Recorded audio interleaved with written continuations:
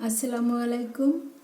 আজকে আমার বাবু ছাদ বাগান থেকে ফুলকপি হারভেস্ট করেছি এবং শালগম হারভেস্ট করেছে। শালগমটা মায়ের জন্য রান্না করেছি এবং এই ফুলকপি আমি বেবির জন্য একটা রান্না করেছি, আর আমার ময়নাদের জন্য একটা রেখেছি, আর আমার মেমের জন্য একটা রেখেছি।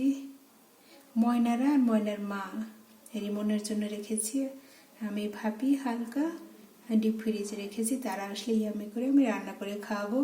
আর আজকে আমি এটা ঝোল ঝোল করে রান্না করেছি কারণ আমার বাবু এভাবে খেতে খুব পছন্দ করে। একদম গরুর মাংসের তরকারির মতো হয়েছে এবং সাথে আমি ছাদ বাগানের ধনে এবং ধনে শাক এবং পেঁয়াজ কলি দিয়েছি।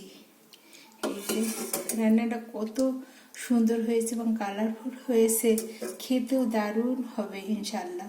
এবং আমি খেয়ে দেখেছি, খুবই সুন্দর হয়েছে।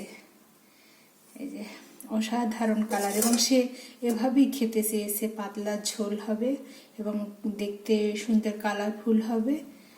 এই আশা করি আমার ছোট বোন রিমন, ময়না পাখিরা, মিমো ওরা আসলে ওদের আমি সুন্দর করে রান্না করে খাওয়াবো। Thank you.